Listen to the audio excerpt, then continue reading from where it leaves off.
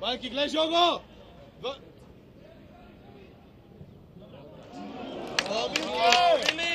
Ti zdaj cinca, tam malo cinca, on pero malo bi šel, malo ne bi šel, jebo manj. A pet tako pa stoji. Gledaj gor! Da, Milko!